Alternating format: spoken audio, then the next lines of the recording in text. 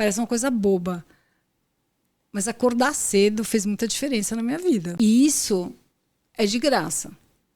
Qualquer um pode fazer. Eu acho que você ter a disciplina do primeiro compromisso do seu dia ser com o seu bem-estar, né? E ser cumprido, e você sair suado de um pilates, ou de uma musculação, ou de uma corrida, ou de qualquer coisa, né? E você tá mais equilibrado, eu acho que fez toda a diferença. E tem que ser cedo, porque depois o filho acorda, a vida começa e você não tem espaço. Então eu falo, cara, tem um conselho na vida, acorda cedo. Já é a primeira vitória, né? Já é o primeiro dever cumprido, ainda mais para você.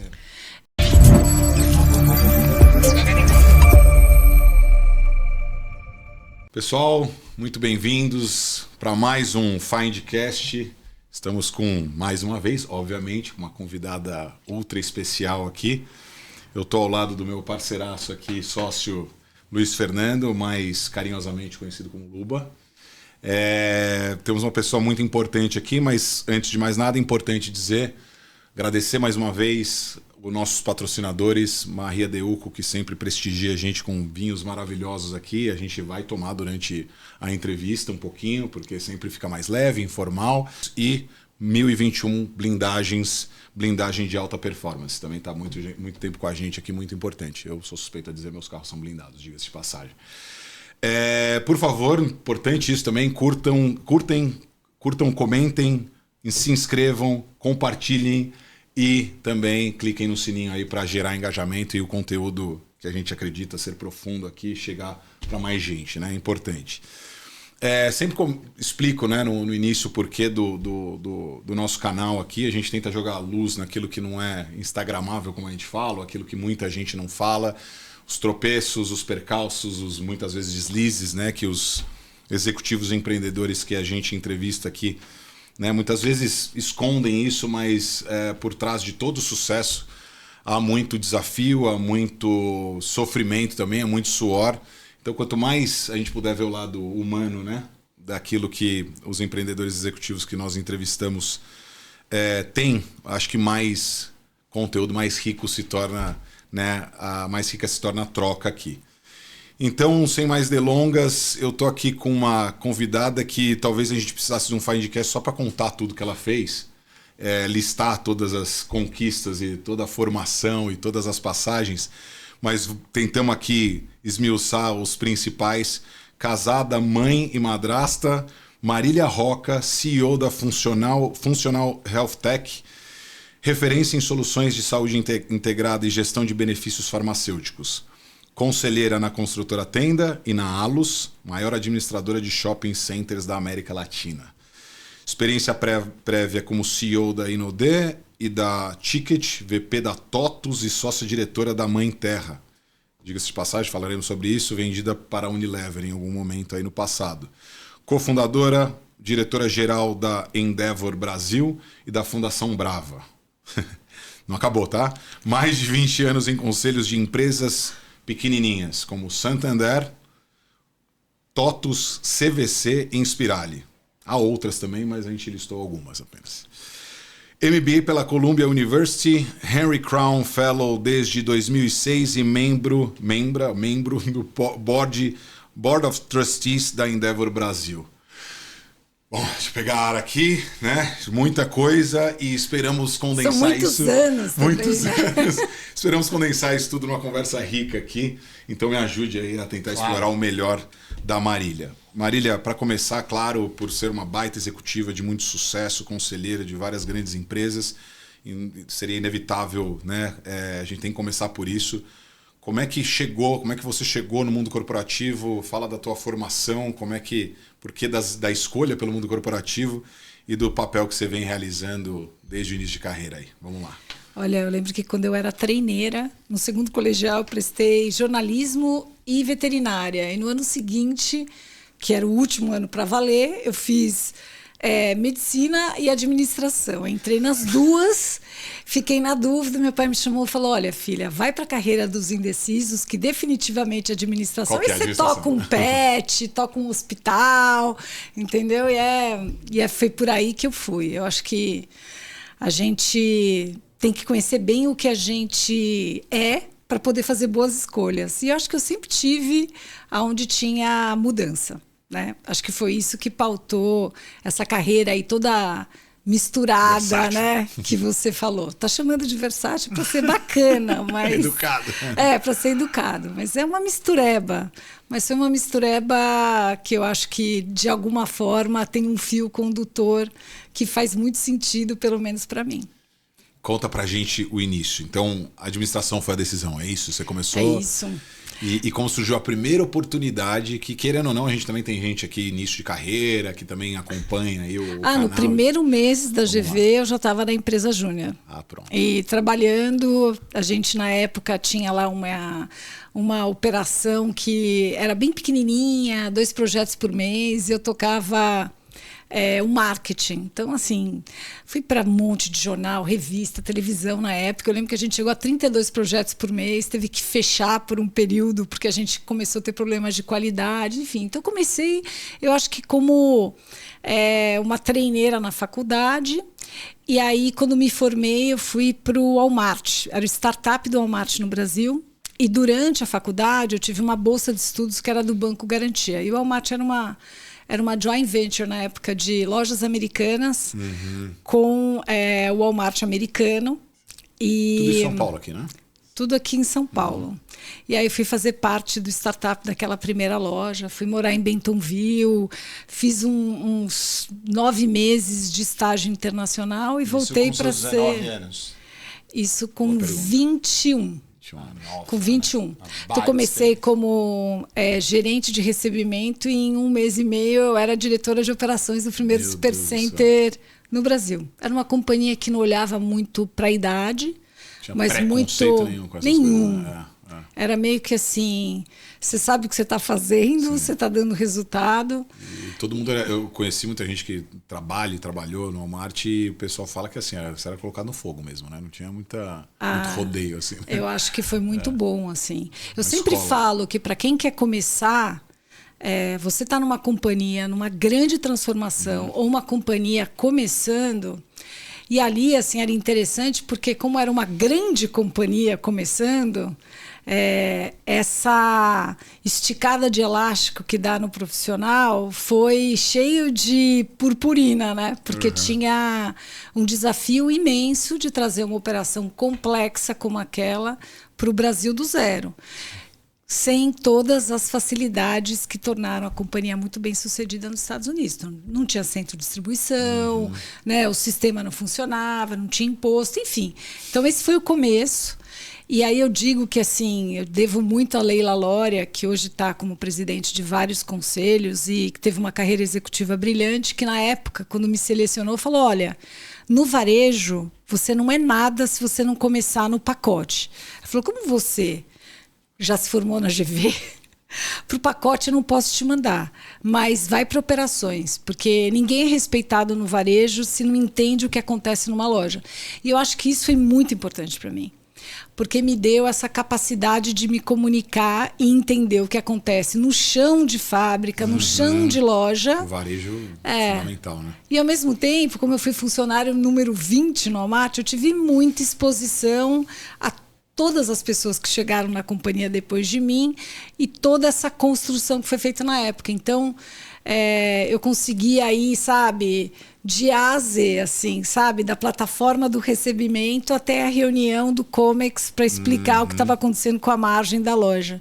E eu acho que isso é incrível, porque eu acho que grandes foi um privilégio líderes, total, isso, né? Porque grandes líderes têm essa envergadura de ser capaz de descer ali no detalhe, trabalhar e se comunicar com as pessoas mais simples da sua operação e ir para uma sala e explicar em inglês o que está acontecendo na companhia. Então, acho que isso foi super importante na minha carreira. Você atuou numa década por 2000 e pouco, possivelmente? Não. O que eu estou te contando é da década de 90. Então, e eu acompanhei, né? Eu estou com meus 45 anos, então lembro do início do Walmart aqui, que foi marcante. Mas quase um startup, né? Uma transformação completa. Né? Total. Isso, para a época, era muito raro. Acho que isso ditou muito, é o que você falou, o DNA da tua carreira, né? Essa questão de ser transformacional. Sim, eu acho que é uma companhia que também tinha um propósito muito forte, né? O que se fala hoje de centralidade no cliente, lá estava estampado em todo lugar. Regra número 1, o cliente tem sempre razão. Regra número 2, se ele não tiver razão, volte para a regra número 1. Então, bom. Assim, era uma companhia que tinha uma verdadeira obsessão por atender bem. Eu acho que a pergunta que todo mundo vai querer fazer, inevitavelmente, eu se estivesse assistindo aqui, eu ia estar assim, mas como? Como que surgiu a oportunidade? Como é que você conhecia o Walmart? Cara, eles foi foram interessante. Te pensar na GV? Não. Aí a gente fala, né, como é que a gente consegue se aproximar de pessoas interessantes, né? O pessoal chama de networking, mas não foi exatamente isso. Eu fui atrás de uma bolsa de estudos. Eu acho que com a preocupação de tirar o meu pai do meu pé, entendeu? No sentido de que, pô, tem que ir bem, tem que ir isso. Meu pai queria ditar muito como fazer. Então, assim, ele tirou a mesada quando eu entrei no trabalho na empresa Júnior no primeiro mês. Falou, cara, você não precisa. E eu queria fazer alemão e queria participar de escrever um livro da faculdade. Ele falou assim, meu, você vai se arrebentar, vou te tirar o dinheiro e você vai sossegar. Eu arranjei mais 2 trabalhos e fiquei ali operando, né? Então, acho que como aconteceu? Eu peguei essa bolsa de estudos, que era do Banco Garantia, que tinha investido em lojas americanas, e durante o último semestre eu tive que escrever uma espécie de TCC. Na época não era exatamente isso, mas tinha que se escrever sobre uma companhia, e eu escolhi o Walmart, que eu tinha ouvido falar. O Sam Walton tinha acabado de morrer, tinha um livro sobre ele, e eu vi que eles tinham uma conexão, né? Então pedi lá para o pessoal que me deu a bolsa, será que vocês não podem me ajudar a fazer um trabalho mais especial, eu poder entrevistar a gente de fora, entrevistar as pessoas que estão trazendo para o Brasil. E eles fizeram essa aproximação. E aí eu estava... Que cara de pau, hein? Normal, né? Fenomenal, já é uma idade, já é um exemplo, é isso aí. E aí, assim, acho que atrevimento talvez tenha sido a minha melhor... Chave, né? A minha melhor característica. Aí, destemida, né? Tipo, vamos lá falar. Mais ou menos, né? Você quer falar sobre o lado B, que assim, eu sou bem medrosa, mas ali, naquela época, eu fui atrás de um estágio. Assim que me formasse na faculdade tinha, né, era a IESEC, e eu ia para o Canadá. Então, quando eu fui terminar lá o meu último semestre de bolsa e fui agradecer para eles, etc., tinha uma espécie de um café da manhã todo final de ano, falei, então estou indo embora, né, porque eu estou indo fazer esse estágio, por isso que a gente não dá bolsa para mulher. Detesto, você vai para lá, vai casar com um canadense, não volta para o Brasil, essa bolsa para impulsionar o país, né?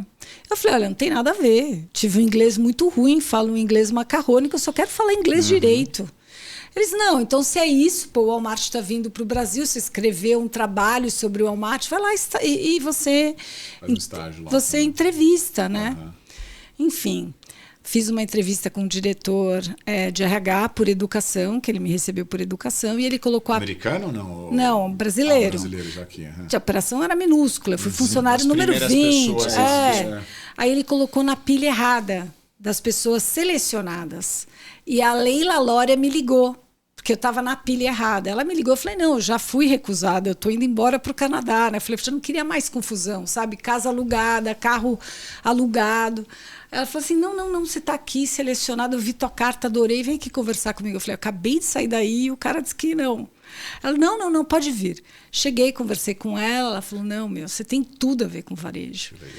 E vem para cá. Eu falei, tudo bem, eu tenho que cancelar um aluguel de uma casa, recusar o estágio, cancelar o aluguel do carro, você fala com o diretor de RH que está sentado ali e fala que você quer que eu trabalhe com você, né? Ela, não, comigo não, você vai para operações, porque... Quem não vai para o chão de loja não é nada no varejo. Enfim, então foi assim que começou. E todo mundo acha que a carreira é encadeada muito pelos seus objetivos. E tudo acontece de forma linear, né?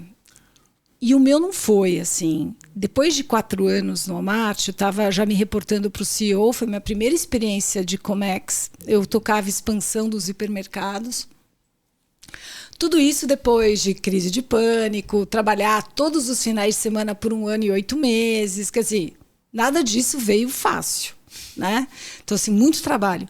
Mas eu decidi que eu ia fazer um MBA, porque na época era o que todo mundo que queria ter uma carreira mais promissora, com mais opções, fazia. Eu podia pegar outra bolsa, porque agora já não era mais do Banco Garantia, tinha virado Fundação Estudar. E eu falei, essa vida do varejo é uma vida muito cão, sabe? Eu olhava pro CEO e falava, cara, eu não quero ser esse cara quando eu crescer. Aí, assim, eu falei, cara, eu vou porque eu já era diretora, então, assim, não era uma transição fácil para outro setor, né? Eu achava que não era fácil. Então, eu falei, não, eu vou fazer MBA. E aí, eu peguei uma outra bolsa, né? Prestei tudo e fui para a Colômbia. Quando eu cheguei em Colômbia, que é uma escola muito conhecida por formar pessoas para o mercado financeiro, eu falei, cara, esta não é minha praia. E a faculdade é meio que um moedor de carne para você ir para consultoria, para você ir para banco de investimento. E aí, de novo, né, o atrevimento. Eu escrevi para o pessoal da Fundação Estudar. Eu falei, gente, estou aqui num lugar que não é exatamente o que eu estou precisando para pensar no meu próximo passo no Brasil. Porque nisso, meu primeiro marido tinha ficado. E aí eu falei, olha, eu estou querendo fazer uma coisa mais empreendedora. Isso daí é ano 2000, então estava tendo o boom da internet, né, a bolha. Estava todo mundo meio que dropping out, gap year no MBA para fazer alguma .com. Né? E eu falei, putz, eu não sei como eu vou encontrar uma oportunidade legal, preciso voltar para o Brasil. E aí deram um forward para o Beto Sicupira. E foi assim que a gente começou a Endeavor, enquanto eu estava lá ainda. O primeiro site da Endeavor, quem programou fui eu e o Makoto, que foi o primeiro funcionário. Então, Uau. Mas é o que eu falo, assim, né? Eu acho que a gente tem que planejar, sim, mas não demais, porque eu acho que no final, pelo menos para mim, essas coisas foram meio que acontecendo por motivos que fugiram a qualquer tipo de planejamento que eu tenha feito. Controle. Eu acho que o que eu fiz bem, talvez, tenha sido priorizar as pessoas com quem eu ia trabalhar. Então, no Walmart, assim, quando veio a história de ir para operações, ir para a loja, virar diretor, eu olhava para o Roberto Mariano na época e falava, esse cara é um cara bom disso, sabe? É para lá que eu vou, porque eu vou aprender. Eu falava, essa companhia tem gente boa. Eu olhava para o lado e falava, essa mulher é incrível, essa pessoa é muito boa. Então, sempre olhei muito com quem e menos o que eu ia fazer. Então, quando eu vim aqui, cheguei do MBA, já me formei, né, no MBA, cheguei aqui, naquela semana a gente lançou o Walmart num evento, lançou a Endeavor num evento grande ali no MUBI. Eu não sabia nem quanto eu ia receber, não tinha ainda definido o salário, tinha montado um business plan de que a gente ia propor para os empreendedores uma doação de um pedaço de equity, não sabíamos exatamente como, mas falávamos, para promover o empreendedorismo, a gente vai precisar ter um braço de educação, que eram coisas que a Endeavor na Argentina e no Uruguai e no Chile, onde ela tinha aberto as portas, não tinham isso. Não tinha uma área que fazia a gestão do portfólio de empreendedores para ver o que eles precisavam. E teve milhões de erros e acertos nesse processo, né? Mas eu me lembro, né, do meu pai comentando, filha, você tem certeza? Você foi fazer um MBA caríssimo, tudo bem, não fui eu que paguei. Ele falou, você pegou bolsa, você vai pagar de volta. Você vai se casar e você vai trabalhar em ONG. Tipo assim, né, não faz tanto sentido. E veja, assim, para mim, o que veio na cabeça? Veio, estamos falando de um lugar que tem muita gente começando, né? Eu gosto muito dessa energia em que você pode ter protagonismo porque as coisas ainda não estão definidas. Eu adoro servir, então, assim, vou estar atendendo um grupo de empreendedores que a gente vai selecionar, eu achei interessante. E todo o modelo da Endeavor se baseava em engajar e reunir um grupo incrível de mentores que pudessem alavancar essas companhias, né? Então, esse trabalho de evangelização é uma coisa que eu sempre gostei de fazer. Eu sou suspeito a dizer, mas acho... Aí já tem, de certa forma, uma ruptura, né? Você ir para uma ONG, entre aspas, né? Saindo de um Walmart, né? Que é uma baita companhia corporativa com toda a escola que o Walmart representa e tudo mais. Eu tenho certeza que não só seu pai, muita gente deve ter falado, maluca, não é possível, por que ela fez isso? Eu vou pegar o meu exemplo. É que hoje é legal, né? É sexy trabalhar com empreendedorismo. Então, né? A história na época lá não era bem assim, né? Não. Mas eu tenho certeza que o Lubac também deve ter vivido isso como eu vivi. Quantas vezes eu fui, né, chamado de louco quando eu mudei para recrutamento também. A minha formação é em tecnologia, engenheiro da computação e tal. Aí estava lá na minha carreira, a princípio, linear de TI, analista, especialista e assim vai. Até que começaram algumas consultorias a me chamar para conversar e tal. E eu fiquei encucado com aquilo. Para mim, eu achava que só psicólogos trabalhavam nesse negócio. Eu falei, cara, eu sou engenheiro, como assim eu vou fazer recrutamento? Vou recrutar, vou analisar o comportamento, etc. Não, somos especialistas contratando especialistas. Eu fiquei encucado com aquilo. Ficou a pulga atrás da minha orelha ainda por uns 2 anos até eu decidir falar, cara, eu vou apostar nisso aí. E na época, só uma curiosidade, eu estava trabalhando na Cielo, que é uma baita empresa, organizada. Eu tinha uma representatividade legal no sentido de... Existia uma expectativa alta comigo em relação à minha carreira lá dentro e tal. E aí, imagina, a família inteira fala, cara... Área de TI? Eu era um arquiteto de tecnologia. Aí você imagina, a galera, meus pais, menos, porque meus pais são médicos, não entendem tão bem esse mundo corporativo, mas quem era mais próximo falava, cara, o cara é maluco. Não, e saindo daquela placa, né? Do então, grupo do Cielo, para onde que você vai mesmo, filho? Consultoria, recruta, Headhunter, cara. Que é isso? Como é que é? Não, e o Headhunter obviamente já existia, já não era uma coisa também, putz, o cara vai inovar, vai disruptar o mercado, nada disso. Mas existia uma crença, aí eu queria talvez puxar essa lebre aí pro teu lado, assim, é o seguinte, existe uma crença e uma autoanálise. Eu digo sempre que carreira é um trabalho de autoconhecimento até. Você vai sendo testado, vai avaliando, experimentando e tudo mais, até a hora que você descobre, você fala, cara, eu sou bom nisso, sou bom naquilo, e a gente tenta, pelo menos é uma crença minha, a gente tenta reunir aquilo que você pode ser bom, que pode dar um retorno financeiro, inclusive, e que realmente o mercado precisa, assim, né? E que, porra, legal, você se sente bem naquilo, você gosta, né? Então você gosta, dá dinheiro. É o Nirvana, né? A intersecção de tudo essa intersecção isso, é o Nirvana. É. E eu tinha essa sensação de que, assim, cara, eu vou ser muito melhor nesse negócio, ainda que tecnologia segue sendo, né? Uma carreira muito bem vista, quista e tudo mais por tudo que é empresa. Eu fiz a mudança, minha carreira honestamente decolou a partir daí, quer dizer, tive vários percalços que eu poderia contar quando eu for um entrevistado, mas hoje as pessoas falam, cara, você foi corajoso, cara, de fazer um movimento como esse. Então, jogando agora pro teu lado, né? Existiu nesse momento um negócio, cara, eu vou bem nisso aqui e tal, porque a gente faz muita análise da empresa, de quem tá do lado de lá, você falou, as pessoas com quem você vai se envolver, etc. Mas existe um trabalho também de autoanálise, né? Assim, eu vou encaixar nisso? É pra mim esse negócio, né? O que eu pensei fui super feliz na escola, criando o primeiro campeonato de futebol feminino, fui super feliz quando criei o festival de música, quando criei o Grêmio, quando fui para a empresa júnior para ajudar a crescer. Então, assim, de certa forma, check um monte de boxes, né? Mas eu acho que no final tem que ter uma certa coragem para... Apetite ao risco aí. Toma esse risco. Né? Eu acho que sim. E tá confortável, talvez, de não necessariamente buscar a aprovação de ninguém, né? Então, eu acho que você tem muita gente que se preocupa com a forma como outros. Você é percebido. Exato.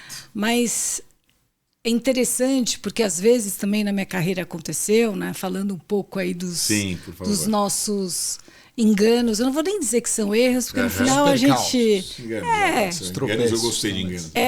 Então quando a gente pensa, né? Por exemplo, depois a gente brincava na Endeavor que a gente estava num lugar que era que nem porta de um motel. Todo mundo passava na frente a se divertir e você não participava da festa, porque você não tinha equity nas companhias, você não investia. Você via todo mundo comemorando, celebrando e só você lá. Então você, de certa forma, ali só controlando quem entra e quem sai.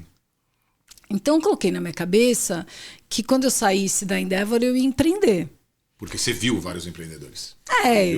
Eu ajudei, né, junto com várias outras pessoas, a construir várias histórias de sucesso num Brasil que estava começando a experimentar a abertura de capital de fato, né, esse empreendedorismo de scale-ups. Né? Então, falava, não, eu quero empreender. E aí, na época, eu tive a oportunidade de montar um search fund com o Alexandre Borges, né, e foi quando a gente comprou a Mãe Terra. Então, a gente levantou o capital.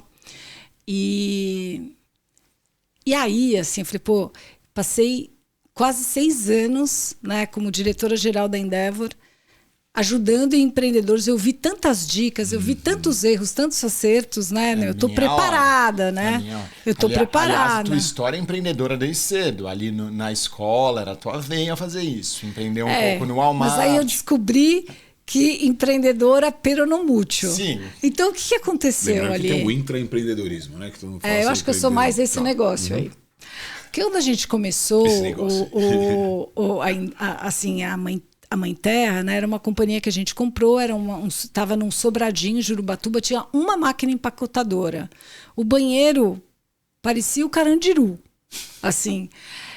Essas histórias são as melhores. Cara, não, vocês não têm ideia. Assim, eu lembro que eu cheguei primeiro dia, falei, Ale, vou dar uma de Dona Diva, vou limpar isso daqui inteiro, porque assim, tinha nos cantos assim da sala, tinha, sério, tipo 3, 4 centímetros de pó, assim, que nem uma montanha mesmo.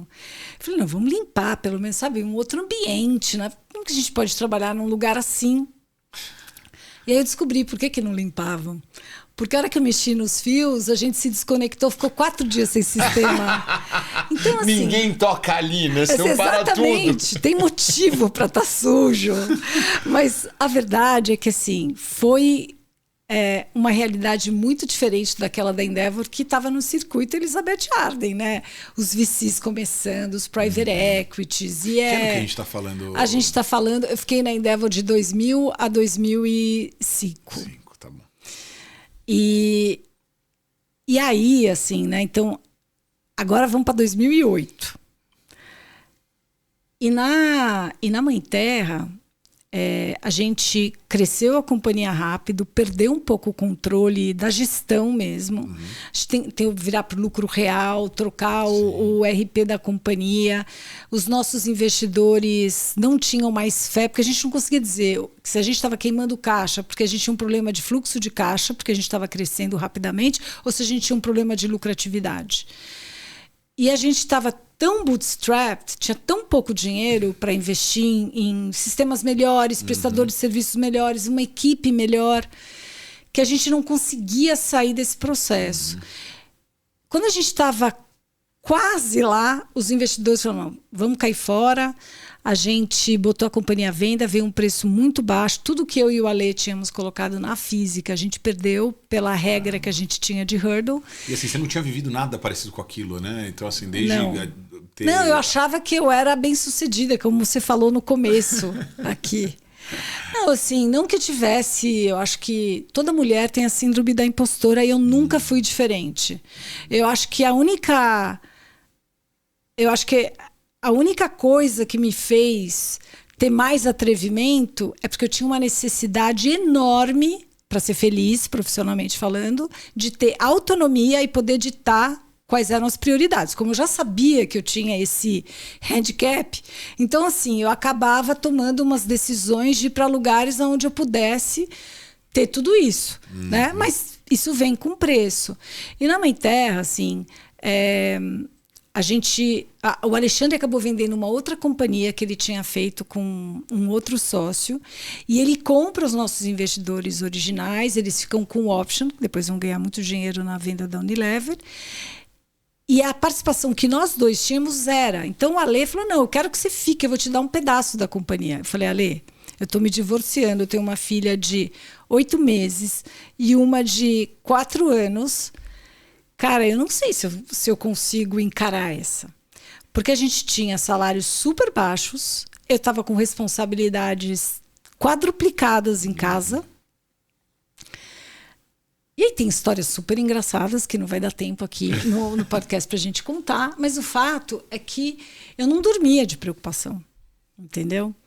Então, a Ale falou, vamos tocar. A gente virou a companhia.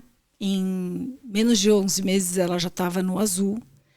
Foi muito sacrificante para os dois. Acho que a gente passou... Todo mundo fala, né, o lado legal de empreender, mas tem um lado de uma insegurança brutal. Insegurança que deixa as pessoas doentes. E na época eu decidi, depois de um ano, eu falei, olha, eu não vou conseguir ficar. Porque eu vivo me preocupando como é que eu vou pagar a escola a hora que a Gabriela tiver que ir para a escola. Eu consigo pagar da Carolina, da Gabriela não. E aí, na época, foi interessante porque a gente decidiu, então, fazer uma transição que demorou praticamente um ano.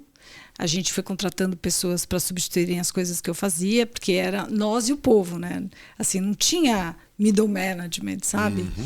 E esse foi um processo muito duro para mim. Porque eu falava assim, nossa, a empresa melhorou, a gente está crescendo de novo, está no azul e eu não tenho coragem. Então, assim, você encarar as suas limitações, principalmente de uma projeção tão endeusada que eu tinha do que era empreender e ser empreendedora, e eu sempre tive... eu sempre fiz muita reverência para os empreendedores, porque eu acho incrível as histórias. E acho que são pessoas, assim, normalmente de uma generosidade muito grande com as equipes que eles levam. E, assim, eles vão contra tudo e contra todos, né? Contra todas as estatísticas. Então, essa coisa de você encarar o que você não tem coragem de fazer... E acho que foi a primeira vez, porque a primeira vez que eu tinha 2 pessoas dependendo de mim e pouco espaço para dar errado. Antes, pô, você é jovem, né? Está casado, sua vida, né, parece um mar de possibilidades. Então, quando você começa a encarar, será quando eu faço as contas que eu vou conseguir encarar? O poder de manobra diminui, né? O espaço para manobra diminui. Você fala, se eu fizer isso, mas peraí, eu tenho filho. Se eu fizer isso, mas peraí, eu tenho família. Peraí, eu tenho as contas. Você tem as contas, Você não pode ser só um desbravador, aventureiro alucinado a partir de um determinado momento. Eu vi, assim, esse meu lado... pode chamar de coxinha, pode chamar o que for, mas eu não encarei. E aí, assim, a gente fez esse processo de transição e o Alexandre, sabe, tipo, não, eu vou... E o Alexandre, assim, hipotecou a casa, eu já tinha hipotecado a casa para dar para o meu ex-marido dinheiro, mas, assim, mesmo assim, eu não teria coragem de fazer. E foi muito interessante esse processo meu e dele, da gente ver as nossas diferenças em termos de apetite para risco, né? E aí, nesse processo, eu fui para a TOTVS ser vice-presidente de computação na nuvem, plataformas. Como? Voltando para como você fez isso? Essa é a pergunta de sempre. Como? Quer dizer, você vendia granola, agora, claro, faz todo sentido. Você vai tocar computação na nuvem, granola plataformas. Na nuvem. Granola na nuvem. Era muito engraçado. Quando chegava no centro de distribuição, quando chegava no nosso... a gente tinha um data center antigo. Quando eu chegava lá, o pessoal, né, que fica em data center normalmente, é um pessoal que fica ali encaixotado horas a fio, né? Então eles comem bolacha de... Eu fui um desses. Eu estive bolacha de... nessas geladeiras que são os data centers. Incríveis. Mas assim, eles deviam até ter permissão para comer bolacha recheada, mas eu não deixava. Então quando eu chegava, então assim, eu levei o lado granola para lá também, sabe? Sim. Você levou granola para caras de tecnologia dentro de um data center. Então quando eu chegava, eles abriam os gavetões e jogavam tudo e fechavam. É isso aí. Mas assim, foi uma coisa muito interessante, porque eu tinha ficado no conselho da TOTVS 12 anos. Eu conheci o Laércio na Endeavor, porque ele era um dos voluntários e a gente gostava de debater ideias. Então, quando ele recebeu o aporte da Advent, do Patrice, ele me chamou. O Patrício também me conhecia, porque também era voluntário da Endeavor, então eles queriam um board member independente. Então, em 2001, eu entrei no conselho da TOTVS e fiquei 12 anos lá. Empreendedor executivo em tecnologia, de tirar o chapéu, né? O cara fez, assim, incrível. Então, no mercado que SAPs e Oracles não frequentavam. E teve coragem de apostar em pegar alguém que estava no conselho dele, tudo bem, participei da construção também, durante 12 anos, né? A gente se preparou 5 anos para abrir capital, fizemos 60 M&As. Mas tem que ter muita coragem para dizer, ela vai agora sair do conselho e vai tocar a nova divisão da computação na nuvem, todos os frameworks e vai criar área de plataformas. Mas é a sua formação, é tudo que você treinou para isso. Nasci para isso. Nasceu para isso. Eu ia te perguntar, o data center... Mas quando você não tem opção... Você vai aprender, você vai correr atrás. É impressionante como você se adapta. Na necessidade a gente era se vira. Melhor, era melhor... era a melhor alternativa que eu tinha naquele momento de alguém que tivesse coragem, né, de apostar num azarão. Sim. Porque... veja, né, de novo, a importância de você escolher as coisas que você faz por causa das pessoas com quem você vai trabalhar e construir. Então, eu acho que o Laércio me deu uma chance, porque definitivamente eu devo ter feito um bom trabalho no conselho, porque ele não tem nada de kamikaze. Mas mesmo assim, né, dificilmente, se eu não tivesse decidido, lá em 2001, apostar numa companhia que na época faturava 80 milhões de reais e me dedicar nesse conselho. 80 milhões. Então, eu acho que tem muito também, né, das trocas. Eu acho que no final a gente sempre recebe mais do que a gente oferece. Mas eu tive essa oportunidade cedo, né, de estar... em lugares onde eu pude me conectar e trocar com muita gente, né? E muita gente boa, né? Muita gente boa. E o fato de você liderar nessas companhias também te coloca numa posição de destaque que te dá também muito poder no bom sentido. Né, o poder de bons exemplos, que às vezes você nem captura aonde podem levar as pessoas que estão ao redor. Por exemplo, eu encontrei anos depois, quando eu estava na Mãe Terra, um diretor do Carone que estava lá no Espírito Santo, Paulo, o nome dele. E ele me falou, você não lembra de mim? Eu era um conferente no recebimento da primeira loja onde você trabalhou e que você era diretora de operações. Ele falou,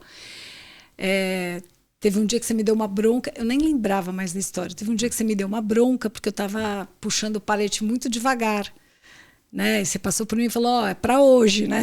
Não é para amanhã. E aí ele falou, você falou brincando, e aí você viu que eu estava com uma cara ruim, você falou, o que aconteceu? Ele falou, putz, caiu meu barraco, eu passei a noite segurando uma lona para proteger os meus filhos. Tô cansado, tô com os braços doendo, exaustos, né? Uhum. E aí ele falou, você organizou uma vaquinha lá na loja para comprar as coisas para reconstruir o barraco. Ele falou, se isso daí é ser líder, é isso que eu quero ser. E o cara que não tinha educação, eu nem sei, porque eu me desconectei dele. Sim, você vai trabalhando, vai indo, né? E aí você encontrou com ele um tempo depois, o cara... Cara, diretor. Meu Deus. Né? Diretor, família, todo mundo formado. Ele disse ele falou, eu quero ser líder. Ele falou, cara, eu vou fazer escola, voltou para a escola. Então, assim, você nunca sabe... Quem você está impactando. Outro dia recebi pelo LinkedIn também uma mensagem de uma moça, que hoje é diretora do Sam's Club, que era demonstradora da Faber-Castell numa loja do Sam's, que eu fui fazer uma reestruturação, participei de um treinamento para frente de caixa. E ela falou, cara, eu olhava para você, ela falava assim para mim, ela falou, você tinha 21, eu tinha 19. E você estava ali dando as orientações de como é que ia ser, como é que fazia o fechamento, não sei o que. Ela falou assim, eu quero ser isso daí. Eu quero. E aí foi muito interessante, porque ela disse que ela parou, acho que ela estava fazendo magistrado, uma coisa assim, e aí que ela estava fazendo pedagogia, e aí ela foi para administração. E ela falou que o fato de ver uma pessoa jovem com aquele nível de protagonismo, atraiu alguém para fazer a mesma coisa. Claro, você nunca sabe quem você está impactando. Eu acho que eu lembro de uma consultora que trabalhou comigo que fez uma pergunta para mim em relação... fez um comentário, na verdade. Porque toda reunião que eu tenho, seja ela comercial, uma entrevista com um candidato, ou enfim, uma conversa como essa que a gente está tendo aqui, ela fala, parece que toda vez você está assim, sorrindo, empolgado, enérgico, como se não tivesse nada ruim acontecendo no background, né? Seja do lado familiar, seja do lado pessoal, profissional e tudo. E eu falo, cara, de novo, eu já tinha isso por natureza. E tem gente que talvez já tenha, gente que treina para ter. De sempre querer fazer o meu melhor e me dedicar ao máximo para aquilo que eu estou fazendo naquele momento. E porque, de novo, eu não sei, por exemplo, aqui mesmo, eu não sei quem pode estar assistindo. Aí, por conta de algum problema que eu tenho, alguma intempérie que eu esteja vivendo naquele momento de vida, tal, vou fazer uma conversa aqui com você mais down, mais para baixo e tal. Então, ela contando que ela ficava impressionada como que eu sempre colocava muita energia nas conversas, energia positiva, nas conversas, nas trocas que eu tenho. E aí eu acredito muito nisso. Às vezes acontece, eu cheguei num momento de vida já que acontece as pessoas falarem, nossa, cara, muito legal, vi você fazendo tal coisa, ou vi você na reunião tal, isso me chamou a atenção. E você como headhunter, né? Algumas conversas, tem gente tomando decisões que vão mudar a vida delas. É essencial. Se a pessoa não tem isso, ou pelo menos não treina para ter isso, não tem como, pelo menos nesse negócio, não tem como dar certo. Mas, honestamente, na grande maioria das carreiras, acho difícil. Eu diria que é uma característica fundamental ter essa energia positiva, tentar um pouquinho blindado de problemas externos e se dedicar àquele momento, porque senão você está com a cabeça na lua, é celular, e aí o clima, a frequência, a sintonia não é a mesma. Né? Então, muito legal que você falou de impactar sem saber que você estava impactando aquelas pessoas, né? Pois é. Então, assim, para mim, fenomenal, é um dos highlights, eu diria. Deixa eu fazer uma provocação, porque você estava falando de carreira e queria passar para uma próxima etapa importante, né? Então você falou, você já era conselheira da TOTVS, aí foi convidada para assumir como vice-presidente em Cloud Computing, certo? Uhum. Você já vinha sendo conselheira de outras também? Esse foi o primeiro momento de conselho? Não, tem muita gente também... que vai querer saber de conselho, como é que acontece conselho eu já na era carreira. também, tinha sido conselheira durante 4 anos do IBMEC. Na época que o INSPER e o IBMEC eram uma coisa só. Então, eu participei desse carve-out que criou o INSPER, as discussões com Cláudia Haddad, o Dado Wurzman. Eu já tinha tido essa experiência, né? E quando eu estava na Endeavor, eu tinha experiência também do meu conselho na Endeavor, né? Aí como CEO da Endeavor, mas do meu conselho. Não, eu tinha experiência, mas a verdade é que eu aprendi fazendo, que é o que acontece na maior parte das vezes, né?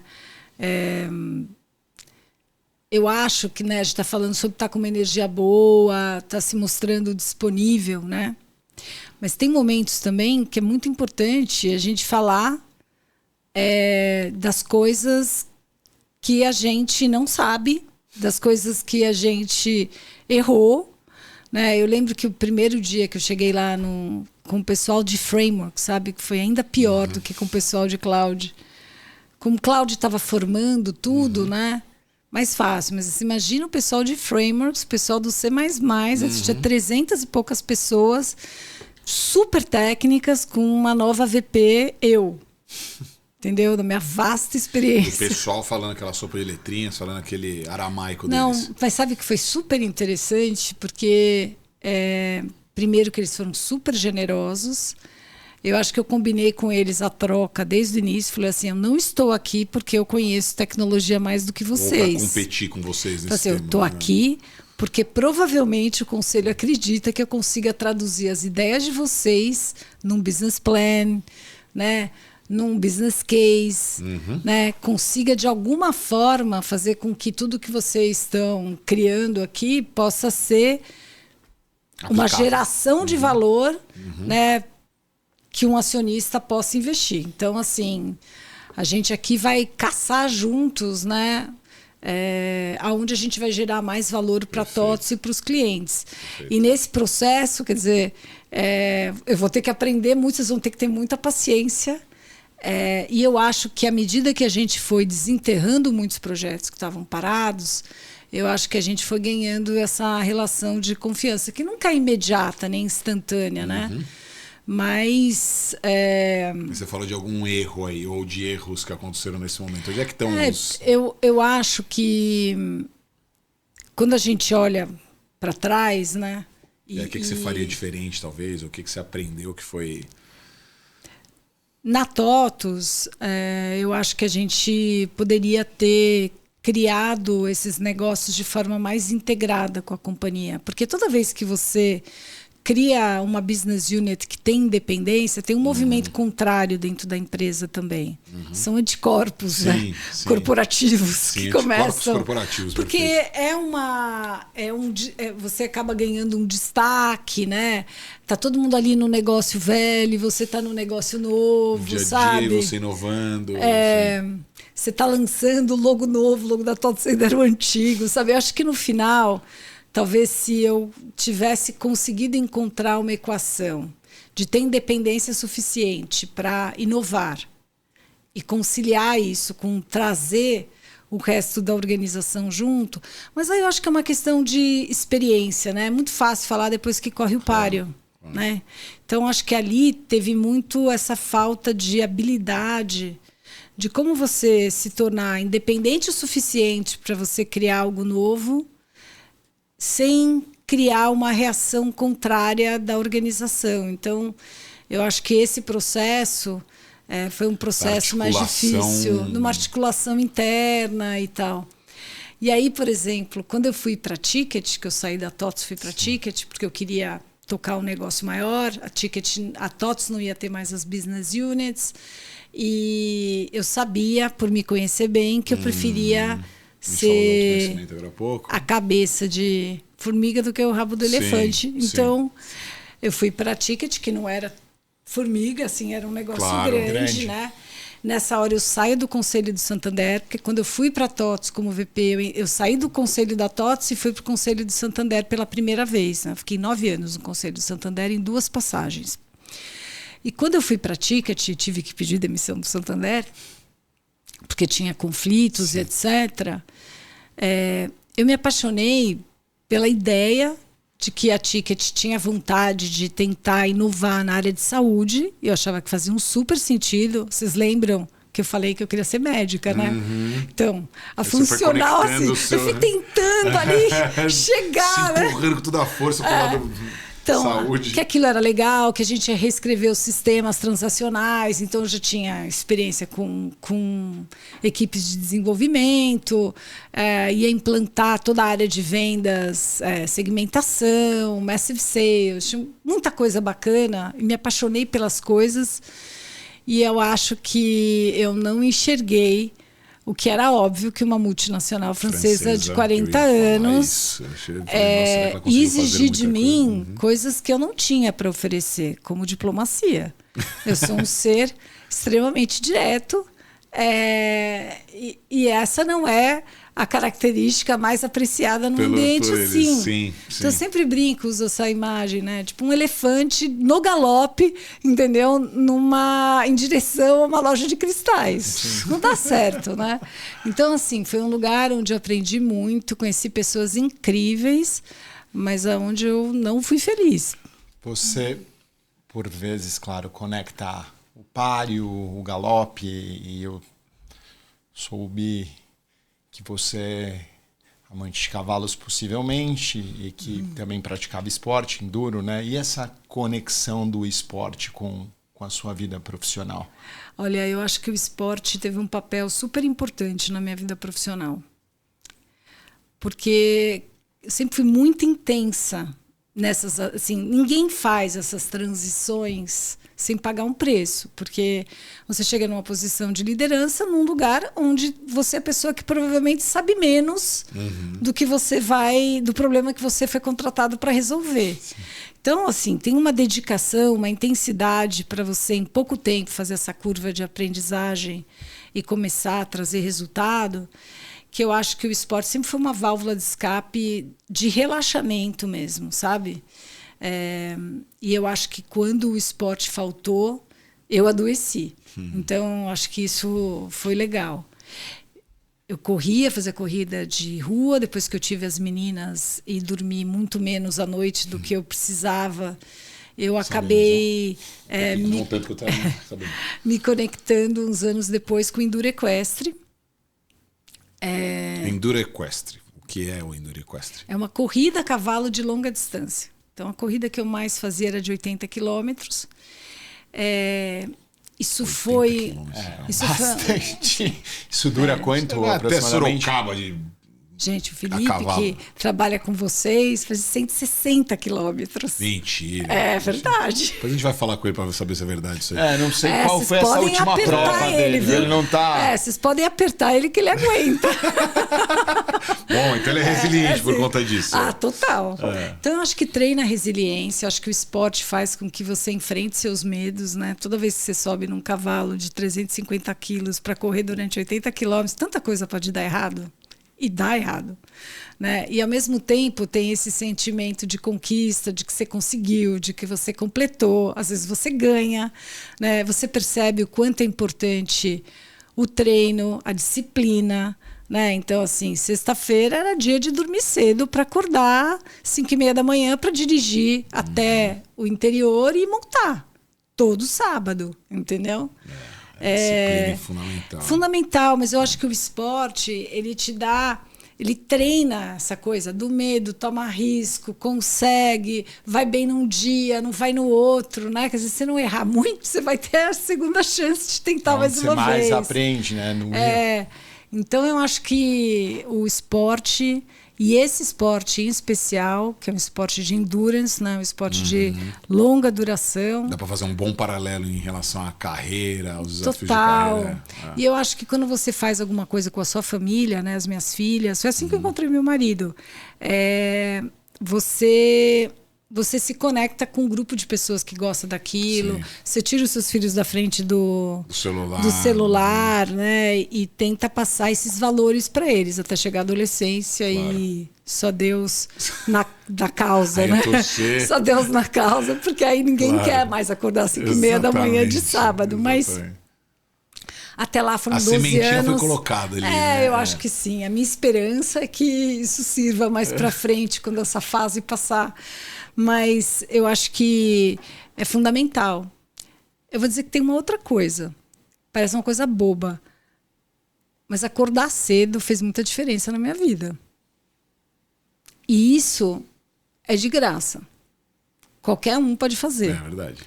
Eu acho que você ter a disciplina do primeiro compromisso do seu dia ser com o seu bem-estar, né? E ser cumprido, e você sair suado de um pilates, ou de uma musculação, ou de uma corrida, ou de qualquer coisa, né? E você tá mais equilibrado, eu acho que fez toda a diferença. E tem que ser cedo, porque depois o filho acorda, a vida começa e você não tem espaço. Então eu falo, cara, um conselho na vida, acorda cedo. Já é a primeira vitória, né? Já é o primeiro dever cumprido, ainda mais para você. Eu acho que quando você gosta muito do seu trabalho, é difícil você abrir espaço para as outras coisas. É natural o seu, sabe? Essa disciplina no trabalho. Então, assim, você abrir esse espaço de manhã para isso, né? E hoje em dia ainda tem... Isso dá para ser combinado com outras coisas. Então, assim, os podcasts que dá para a gente ouvir enquanto a gente está se exercitando de manhã. Eu nem ouço mais rádio. Porque, assim, difícil, eu entro no carro, se eu vou dirigir, já estou escutando o que eu não terminei de manhã. Conteúdos maravilhosos. Então, assim... Você não prefere ficar escutando a parte política das rádios? É duro, enfim, com certeza tem conteúdo mais interessante que esse.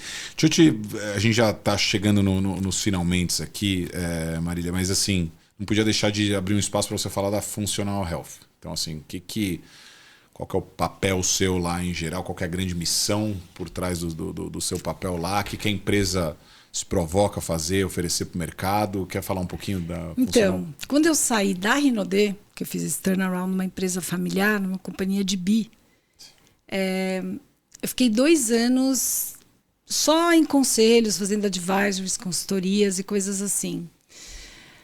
E eu senti muito falta de trabalhar com pessoas. Então, se a gente for falar num erro, eu acho que foi um erro ter parado para fazer só conselho e tal. Entendi. Porque isso é uma coisa que eu sempre combinei com a atividade executiva, e a hora que isso foi a minha única atividade, eu me frustrei. Faltava... Pertencimento, talvez? Pertencimento, faltava equipe, faltava conexão com pessoas, com propósito mesmo. Não, e você sempre falou de ótimos líderes que foram fundamentais na tua carreira. Quem mais, aliás...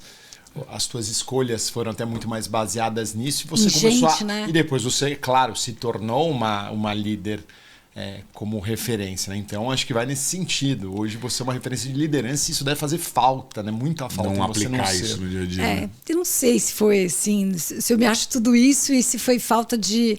Acho que foi falta de fazer construção. E aí eu fui buscar um projeto que tivesse propósito. E quem me achou, na verdade, foi o Fábio, que é o fundador da Funcional.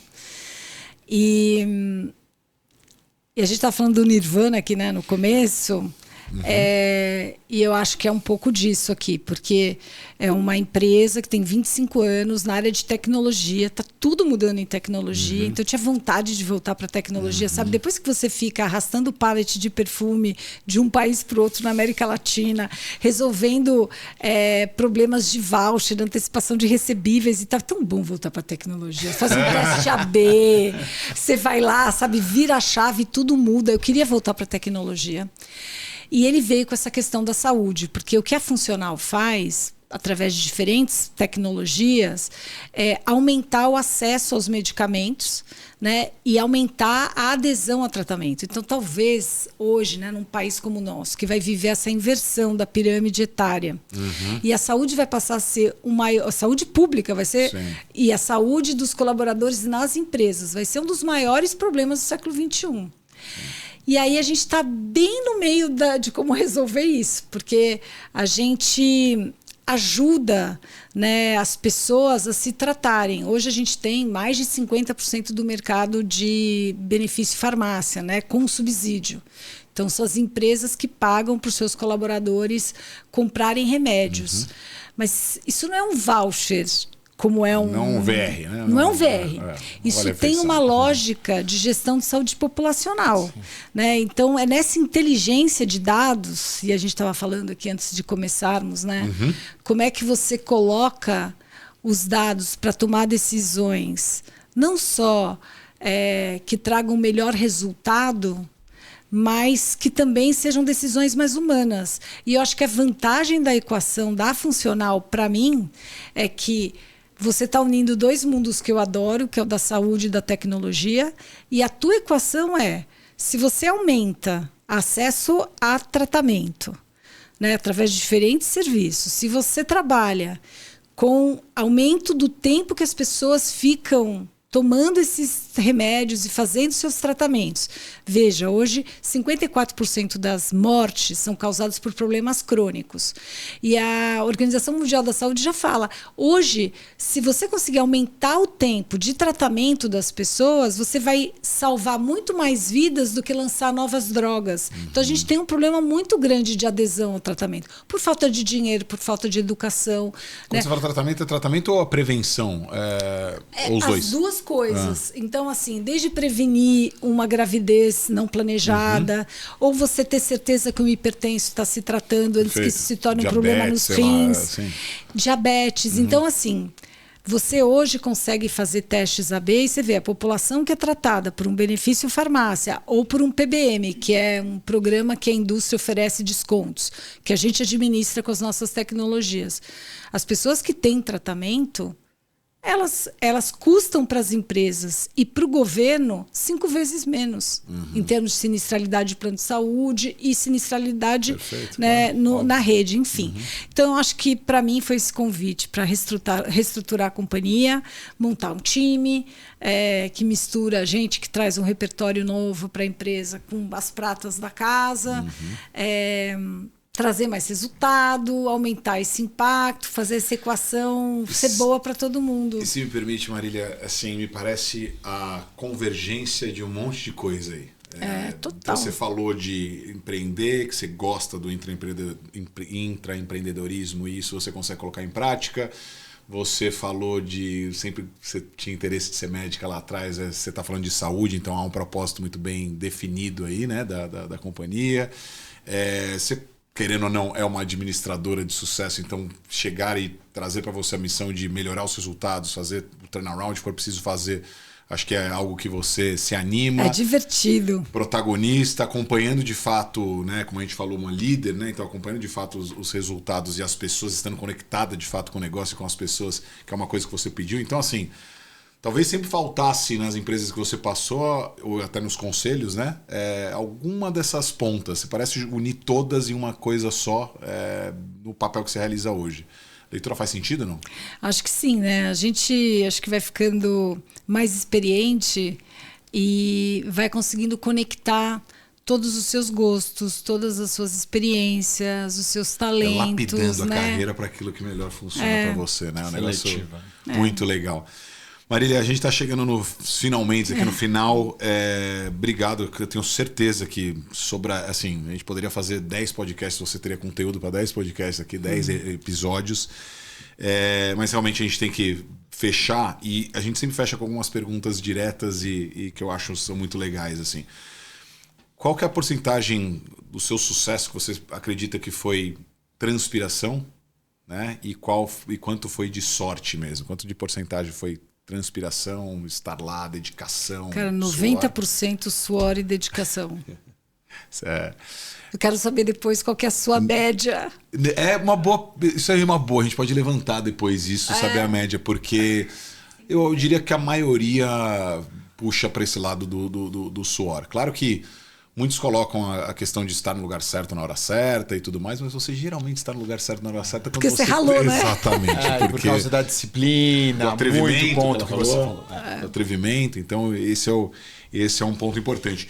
Tem algum livro, série, filme que você recomenda? Algum que você viu? Algum livro que você esteja lendo e que você recomenda? Você sabe que atualmente eu ando lendo super pouco. Eu ando ouvindo muitos podcasts. Então indique um podcast bacana. Pronto. Cara, que eu ouço coisas muito diversas. Então, assim, eu gosto muito do Huberman. Não, ouço muito o Huberman Lab, que é um podcast de saúde.